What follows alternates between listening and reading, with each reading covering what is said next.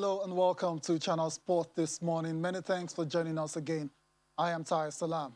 Coming up on the program, starting off with Barcelona, the future or their search for a new manager. Anyways, that still continues. But they have named a B-side manager as the new interim head coach until they can find a replacement for or following the exit of Ronald Koeman. So Barcelona naming Sergi Bergwijn as their interim manager following the departure of Ronald Koeman on Wednesday night. Also on sport this morning, this time around in tennis, where Francis Tiafoe recovers from a set down to stun Greek top seed Stefanos Tsitsipas in the Vienna Open second round clash. Also on sport this morning in the NBA, the Golden State Warriors or the Memphis Grizzlies rally from 19 points down to overpower the Golden State Warriors in overtime. That's just the tip of the iceberg. There's a lot to still come on sport this morning in the next 55 minutes. So try and stick with us for all of the amazing stories across the world of sports. Jide is back once again on a Friday. It's always good to have you. Thank you very much, Tyler. It's a pleasure to be around again. I know. You've got Friday. A big smile on your face. I wonder why that is the case. It's a feel-good Friday. All right. It's a feel-good edition of the, Fair enough. Of the show. Fair enough. So let's just cut to the chase. Let's dive straight into tennis. Let's give you a slice of tennis. First of all, starting in Vienna. Before we go to tennis, let's start with the NBA, rather. Yes. Okay. Yeah, the NBA, the Golden State Warriors suffered the first loss of the season just a couple hours ago against the Memphis Grizzlies. They had won 4 in a row, but then they came up on stock against the Grizzlies. Before we focus on the Warriors, let's tell you about the other games that were played in the NBA last night and this morning. The Pistons were in action against the 76ers. It was Philadelphia winning that particular matchup, 110 to 102. Joel Embiid scoring 30 points on a bad knee in that particular game. The Pistons are still winless for the season. Elsewhere, the Wizards defeated the Atlanta Hawks 122 to 111. Bradley Beal and Montrezl Harrell leading the way for Washington in that particular victory. We also saw action between the Bulls and the Knicks. It ended 104 to 103 in favor of New York. Just the 1 point difference in that particular game. Fantastic victory for New York right there. The Jazz remain the only unbeaten side in the NBA following a 122 to 91 victory over the Houston Rockets. 7 players scored in double figures for Utah in that particular game. The Mavericks and the Spurs, it was Dallas prevailing 104 to 99. Luka Doncic scoring 10 of his game-high 25 points in the fourth quarter. The Warriors and the Grizzlies, last but not the least. That was our focus on the show. It was the Grizzlies, like I said at the start, rallying from 19 points down to defeat the Golden State Warriors 104 to 101. Right there at the Chase Center, the home court of the Golden State Warriors. And Jide, first loss for the Golden State Warriors. We saw a matchup between arguably one of the best players in the NBA in Steph Curry, exactly. And one of the best young players in the NBA in Ja Morant. Right. At the end of it all, it was a young star that prevailed. Exactly. That's sports for you. Indeed. And of course, that doesn't take an honorable mention, and that doesn't take the fact away from the fact that Steph Curry on the night was also massive with his points, 36 points. Yeah, he was 36. able to do after getting 41 minutes of the on the roster. And that was fantastic, 7 rebounds for him. And for the young man, too, I think he's also beginning to live up to what is expected of him. And I wish him all the best. And I know that this is for them to have inflicted the first defeat, the Warriors. Yeah. That says a lot. It does. What to expect. Indeed. For Ja Morant finished it with 30 points on the night. Also making the driving layup with 57.9 seconds left in the game to seal the victory for the Golden State Warriors. Back to Steph Curry. Steph Curry scored 36 points, but went scoreless in the fourth quarter as well as overtime, and that's been an issue in the last couple of games now. Coach Steve Kerr understands that there's something has to be done about that situation. And he's been talking about Steph Curry as well too, talking following that loss, painful loss in which they had every opportunity to win the game against the Memphis Grizzlies. Let's take a listen now to the post-game reactions coming from Steve Kerr and Steph Curry. Before we leave the NBA, let's give you our top performance. The guys that stood out for their teams overnight, starting with Ja himself, 30 points, 7 rebounds, and 5 assists. Next up is Joel Embiid, the Cameroonian center, 30 points, 18 rebounds, and 3 assists for the Philadelphia 76ers in their own victory. Joel was playing with a bad knee, but still managed to score all those points. Stephen Curry, 36 points, 7 rebounds, and 8 assists. Wasn't a good shooting night, though, because he shot just about 39% from the field. That's it for the NBA. Let's go and talk about table tennis now. But before then, Austin Okonakman is ready to join us from our London studios. Austin, good morning. It's always great to have you on the show, mate. Sport the greatest, Ty, and of course to our viewers, good to be on the show. Interesting times in the NBA.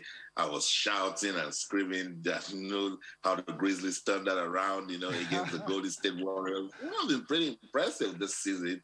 In our world of sports, impossible is nothing. And then we saw it again in tennis with that breathtaking performance by Francis Tiafoe. We've always been talking about Tsitsipas, and we put him in that next-gen category with the likes of Zverev, but with this sort of performance by Tiafoe, then we might just need to give him some looking. Let's see what he can do against Razman. Indeed. By the time we come back on Monday, we'll see the last man standing in Vienna. Austin, we're about to talk, a bit of table tennis, or a lot of table tennis, as a matter of fact. We're now going to be joined by Taiwo Matsi. Taiwo Matsi is a Team Nigeria national table tennis player joining us from Germany. Taiwo, good morning. Welcome back to the show. The last time you were on was at the height of the COVID-19 pandemic. You were in Portugal at the time. All right, Austin's still with us. Let me come back to Austin. Taiwo recently, just a couple of days ago, about 3 days ago, went to Italy for the WTT Youth Contender Series, and he won silver. And that's great progression for the youngster. Beautiful, and each time I watch Taiwo Matsi, I see a good one for the future. He's ferocious, he can be aggressive. I love the way he makes use of his left hand, and then going to Italy to win silver is a positive one for his career. He's a youngster. I watched this guy grow in Lagos. And I remember the first time, I think it was at the Asujoba Table Tennis Championship, I spoke to him and I told him, look, you're going to go a long way. He was also optimistic. He was just saying, thank you, sir, bowing to show some respect. Taiwo has grown into a big boy now. I'm super excited. And you see, and what happened in Italy, it's sometimes, we need to ask ourselves, what really is success? Because before you're quick to say, why didn't he win? Winning silver is a big deal for his age, for his career, and for the country. Indeed. You're spot on. Jide Taiwo, one of those highly rated youngsters in the country. Of course, we still have the likes of Anna Quadri, Olajide Motayo, but they are building still. So that's the big boys. Those ones they're still there. They're still playing good tennis, but eventually those guys will have to leave the scene. And that's to show that, of course, like you said, if those ones are leaving the scene, I know it's going to take a lot of time before they leave, but that shows that there is a succession. Well-oiled succession plan with the likes of Taiwo Matsi. I think the first time I met him was during one of this. There was this program put together by Funke Oshonaike. Was part of. He's always been part of all this. Catch them young. Trying to discover some. And I'm not surprised by what this young man has been doing. He's been showing some level of consistency. And you could see that at the global level, it's not a surprise that he won silver. Because for you to have gotten to that stage, you know that you would have beaten a lot of opponents along the line. So, that shows that we need, I know, kudos to Taiwo for what he has done, but I also know that will serve as inspiration to some of the other young stars that are coming up back home, who are going to be seeing that if Taiwo could do this, we can also do it.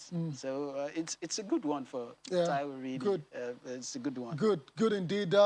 We're gonna break shortly, or as a matter of fact, right away. But when we come back, we're trying to reconnect with Taiwo Matsi. He's going to be bringing us up to speed with what he's doing at the moment, where he is, and his plans are for the next couple of years. We'll come back after this break. We'll go back to Taiwo Matsi in Germany. Join us again.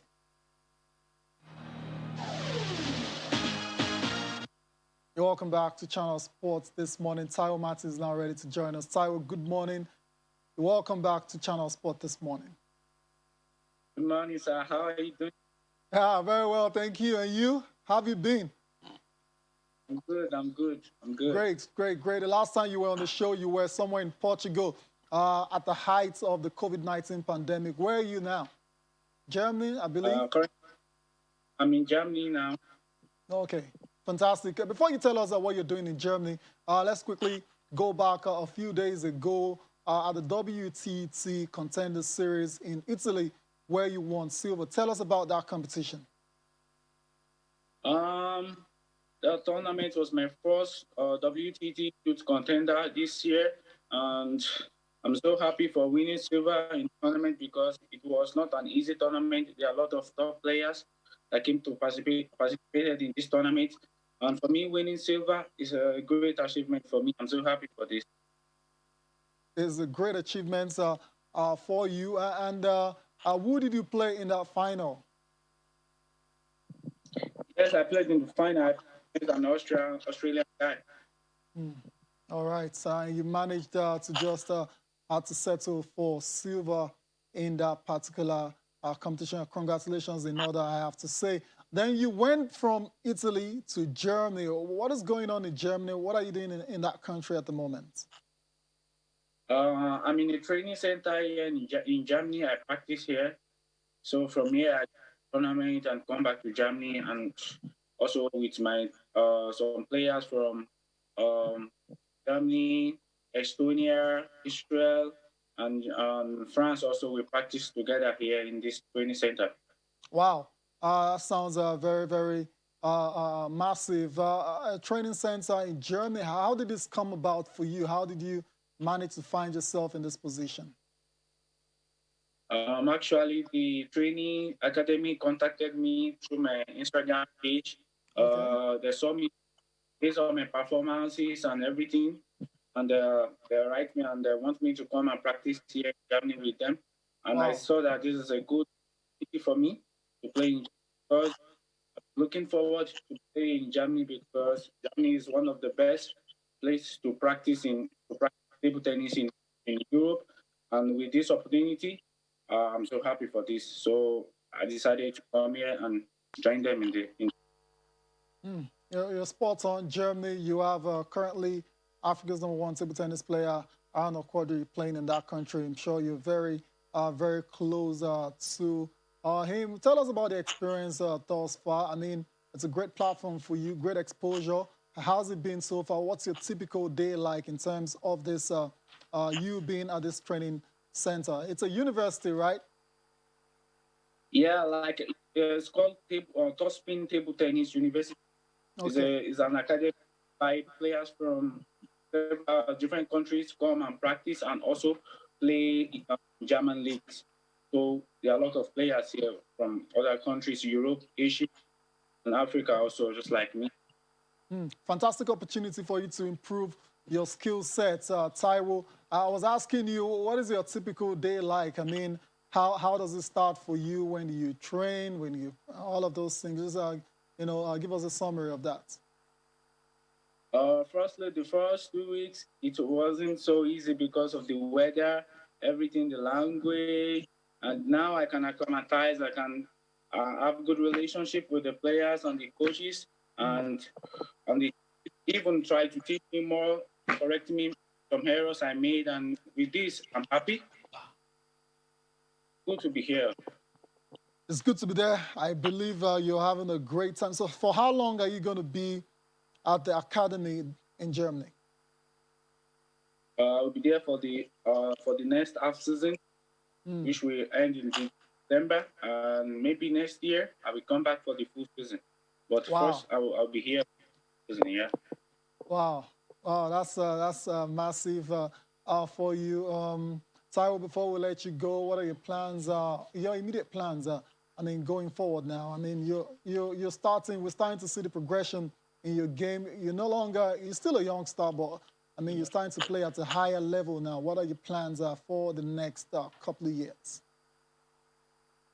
My plans is to play in a higher, just like the German Bundesliga or the French Pro A or Pro B, just like Omotayo Olajide and Haruna Koji. The is in higher. And my aim and objective is to play in these leagues also in the future.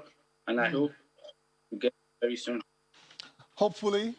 Taiwo Mati, we want to wish you all the best with your future plans. Hopefully, you get to achieve them as soon as possible. And yeah, I wish you all the best. Taiwo, have a great day. Thank you very much. Thank you, Mr. Austin. Very much. Mr. Austin, what do you have to say before we leave table tennis? Tayo, when you know the way young Tayo Mati grew years, and you should in fact say Mr. Uncle Austin, because I saw him grow up, and I told him that, look, admire your talent, stay focused, keep winning, and I'm super proud of him and what he has become. I also love his aspirations. Wants to be like the likes of Aaron Okwadri and then Shegun Omot and Jide Omotayo. And I see him, always already on the right path. You see, this is what I tell youngsters, Tayo. Use social media productively. Yeah.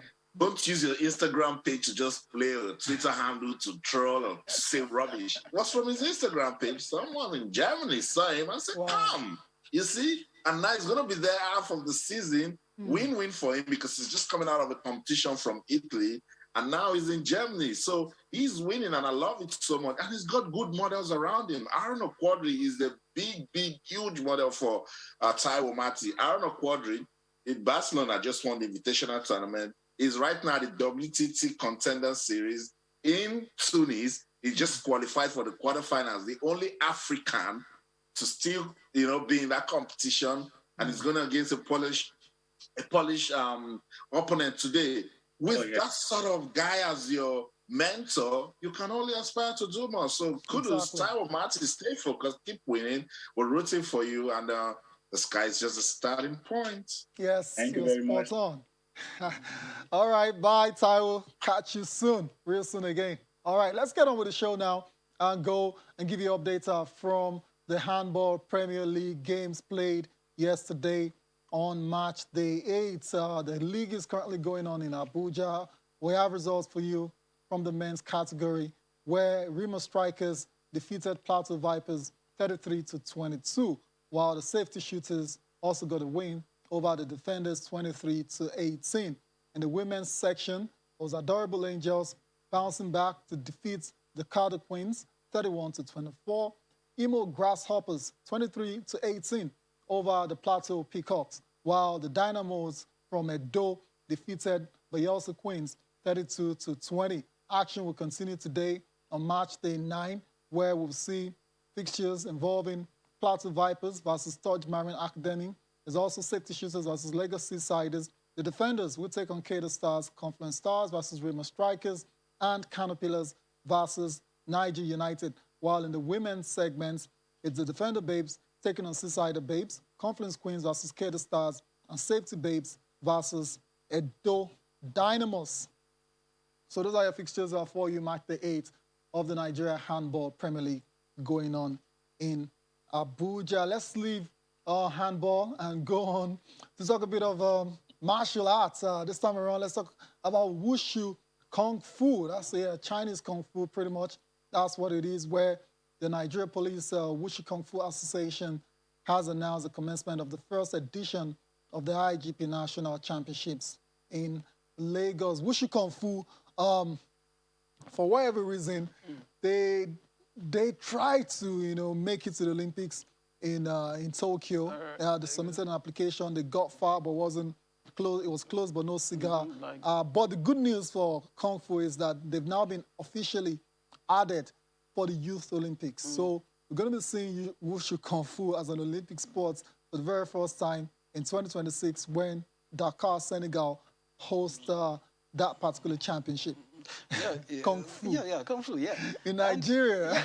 Just like a month ago, too, there was this Wushu Kung Fu kind of reality event that was done. It was for some weeks. At some point, they had to, it was organized, well organized, and in terms of sponsorship, it was also quite encouraging because at some points, those who were watching the contestants will vote for them, And the grand finale was also, an interesting thing. And now, after that, to see that there is a follow-up, and that follow-up is another championship. Of course, the IGP National Championship in Lagos. I think that shows that they are not joking. They know that now that there will be an appearance at the Youth Olympics, the Nigeria must be well represented, and there are a lot of young people, who are really into this. And that's it. So who are really into it. So I know that there is a future for some of them. You think, there's a future for it. So, because going by the kind of support I've seen that they got at that event and what I'm seeing now, it shows that there are a lot. So now demonstrations are coming there from some of the athletes. Over 200 are expected to feature in junior, intermediate, and senior categories at the Wushu Kung Fu Championships. We also practitioners from across the country are serving as judges for the event. Let's take reactions. Let's take a listen now to some of the organizers speaking about this competition. This championship is so unique in the sense that we have championship in the two categories, the youth and the adults, so that you have the opportunity of featuring those one we've sent to schools to train children in schools, so they can also have opportunity of competing.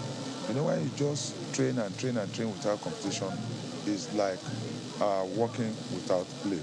So this is a competition that can put to test your level of practice, how good you are, so that by the time we'll be needing people to represent Nigeria for the Olympics, Nigerian police will have featured through this championship. People will be able to feature people for Nigerian Federation, people that are capable of representing Nigeria. The federation is there. We are doing it in conjunction with the federation. We have the permit to compete, and we are also involving the national association, the state associations. We have many states here now. We have people from Delta. We have people from that is Delta Association of Wushu Kung Fu. We have some states from the north. I think we have somebody from Kaduna, we have somebody from Kano. We have from the east, we have from Nigeria, Osun, Lagos. Lagos team arrived yesterday. Many of the things, we have about 200 athletes presently, minus those that are police officers. Still talking mixed martial arts. Let's go and talk about the big boy or the face of the sport when it comes to a Nigerian perspective. I'm talking about the United or the Ultimate Fighting Championship. UFC 268 is just around the corner. It's going to be next Saturday, and it will be headlined by the Nigerian Nightmare Kamaru Usman taking on Colby Covington in their rematch at the Madison Square Garden. That's the mecca of sports in the world. The two fighters, of course, have faced off, first of all, in December 2019, UFC 245, that's what it was then. Kamaru Usman finished off Colby Covington in the 5th round. And since then, Colby has been trying to get a rematch. Finally, he's got his wish now. But you know what they say about being very careful for what you wish for. Because, Kamaru Usman looks almost unbeatable right now. We've seen him defend his titles 3 times already. Twice against Jorge Masvidal and once against Gilbert Burns. And you struggle to see how Colby is going to do any other, find a way to pass anything different than what he did in the first fight. Let's see. Well, like you said, this is what he wished for. He's gotten it eventually.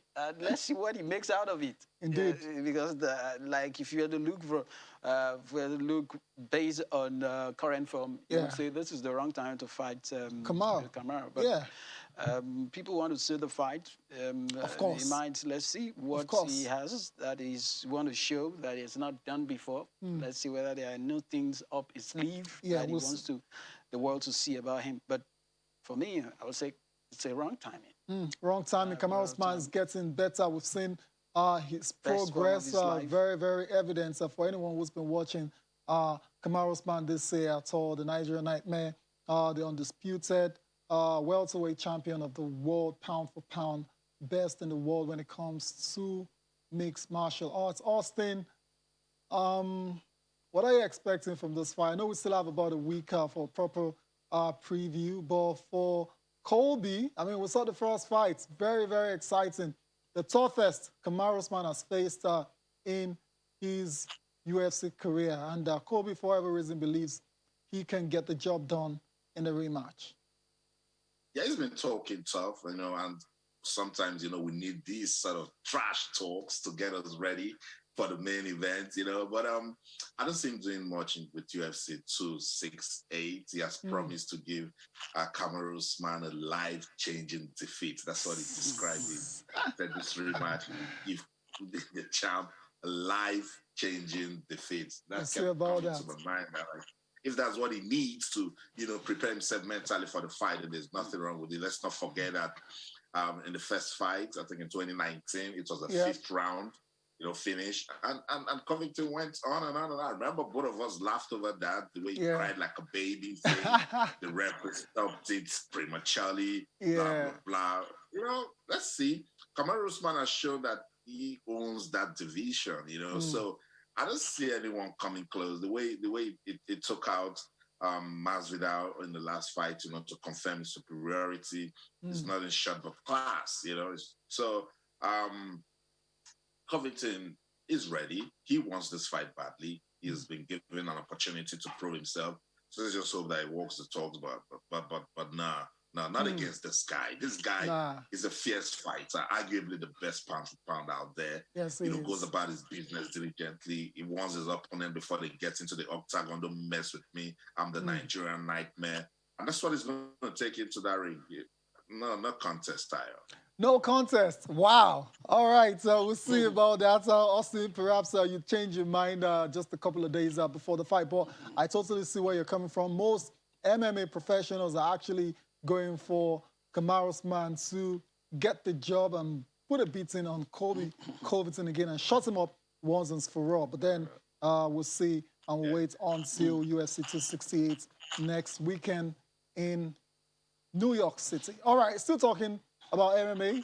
We're starting to see some, you know, effects of Kamaru Usman and Israel Adesanya. Scene, right? Exactly, and Israel Adesanya being at the very top of the sport now. We're having promotions popping up right, left, and center, trying to promote mixed martial arts as well. So we're going to see some pictures are coming from some of these events, and it can only be a good thing. I mean, this Kamaru and Israel, you know, left the country very early. That's to show that Nigeria's got lots of them. You know, we got fighters everywhere. So yeah, that's to show. So I'm not surprised that we are seeing some of those things being replicated back home, and it shows that, you know, the stories we've heard, the stories of the Kamaru, Adesanya, and for the country that produced these ones, or where they came from. That's it. That shows that there's a lot of the Kamarus and Adesanya back home. So everywhere, every corner. So if you see people who want to get into mixed martial arts these days, you should know that they've seen people at the top. They've heard the stories, and of course, it serves an inspiration for them. So they are also putting their heart in the ring, of course, and of course, giving it a shot. Indeed, Austin. All right, before I go back to, I'll go to Austin quickly. Austin, are you excited for mixed martial arts on the local scene? Surely you are. Super excited, Tayo. I keep saying it that with the population that we have, with the talent you see every day, on the streets, with Nigeria should be producing athletes that will compete in nothing less than 20, 25 sports at the Olympics. Mixed martial arts is something that is getting the world talking now, so it's good for us to jump into it also. So this is a good one. We talked about Wushu Kung Fu some time ago. So now bring all of these combat sports together and let's make a formidable, product out of mixed martial arts. I'm super excited about this one. All right, we're all super excited. Indeed, we need to go on a break now. When we come back, we get to listen to the organizers of this particular event as mixed martial arts is expected to make its debut. That's on Saturday at the National Stadium in Surrey. Join us again.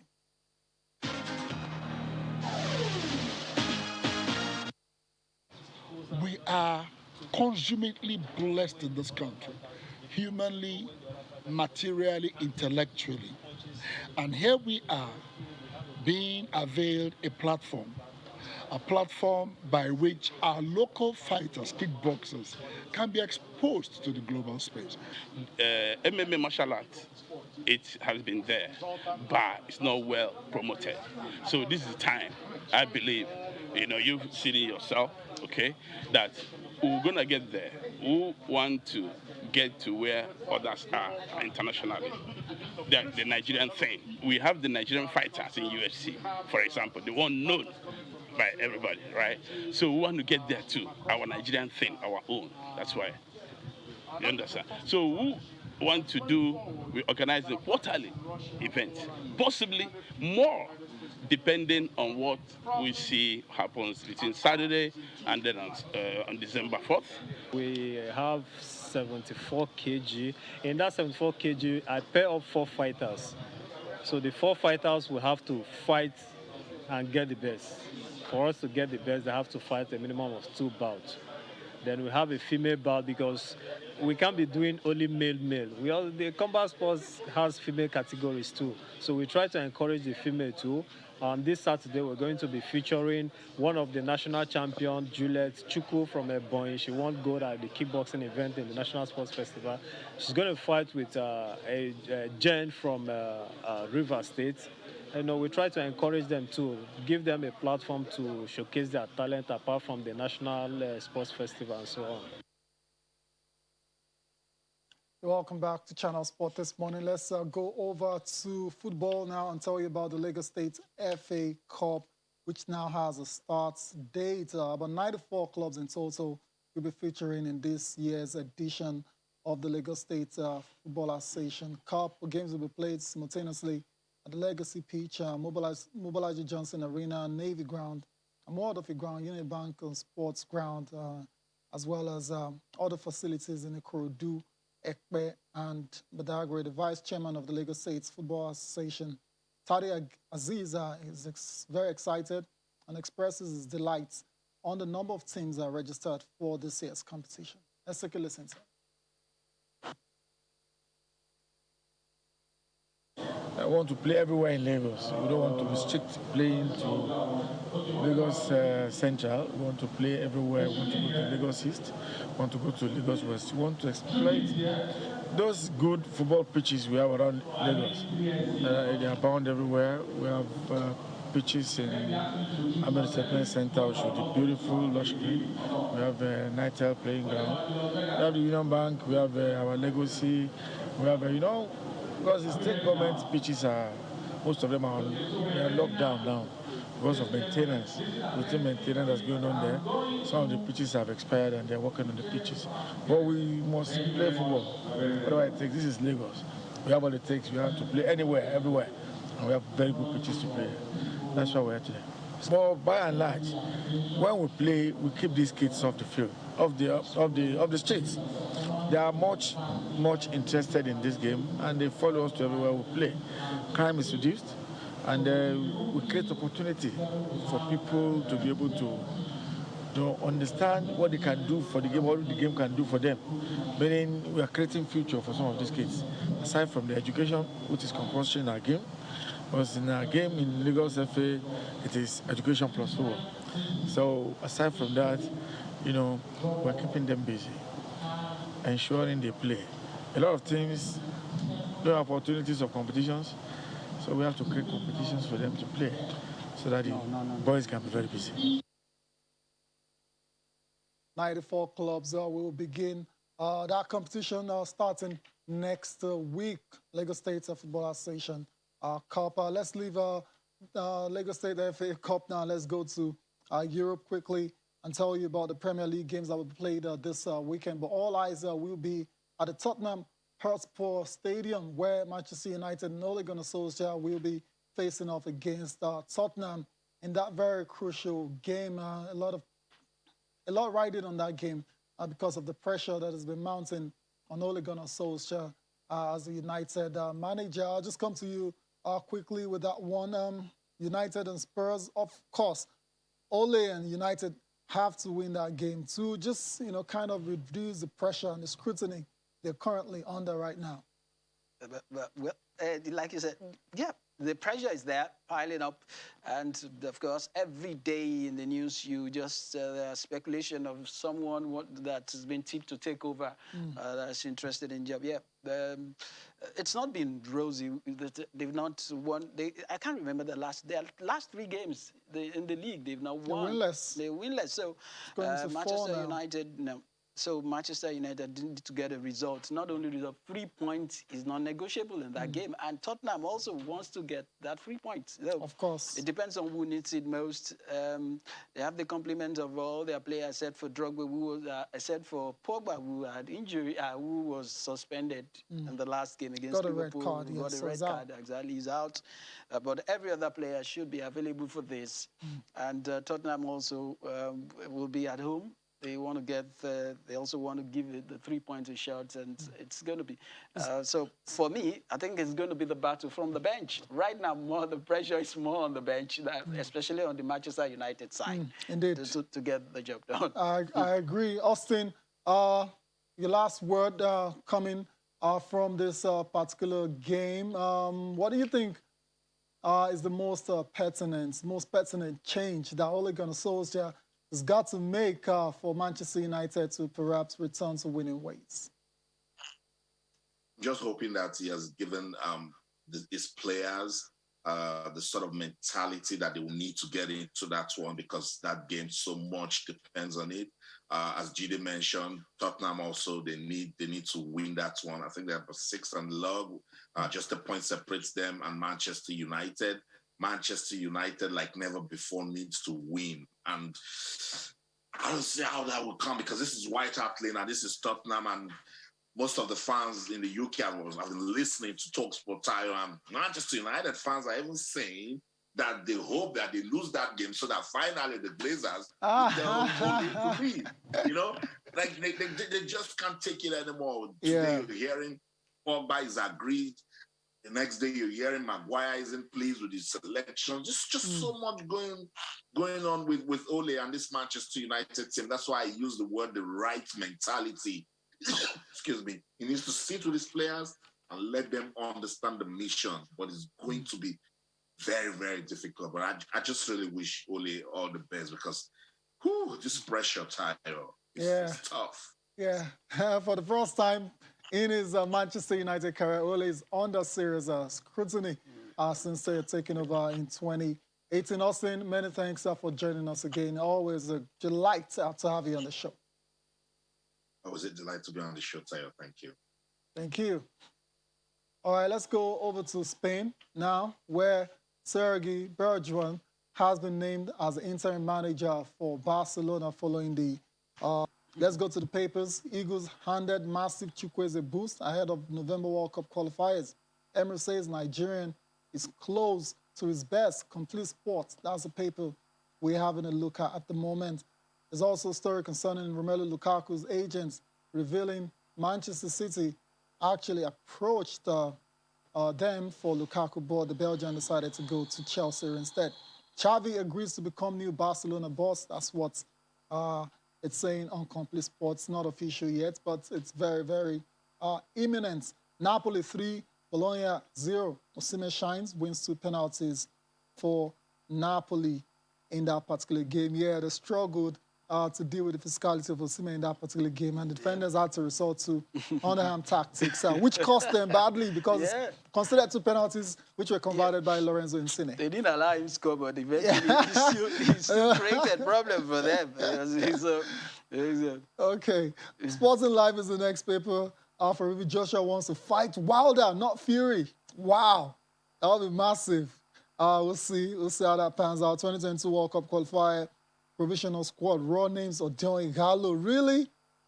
Really, I keep hearing it's no smoke without fire. No smoke without fire. It's true, because actually it looks like there was this interview granted by a particular media where he said he's announced it. So I think the president of the Nigerian Football Federation also said something in that direction, that he's been talking. And you know that the president also functions as a scout man, as a scout person.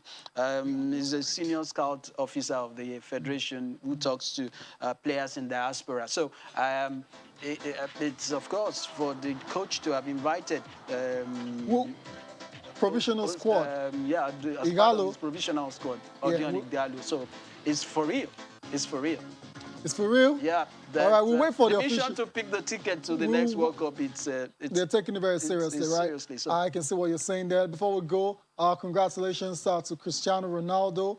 It's announced that his girlfriend, his partner, is pregnant with twins again. So that means Ronaldo is going to be a father to 6 children at 36. Congratulations, Ronaldo. He's got the money. Congratulations to them. He's got the money. Another set of twins for Cristiano Ronaldo. That's it for the show, Jide. Many thanks for coming again. I appreciate your analysis as always. And thank you all for watching as well. Enjoy the rest of your day. Have a fantastic weekend as well. I am Taya Salan. Bye for now.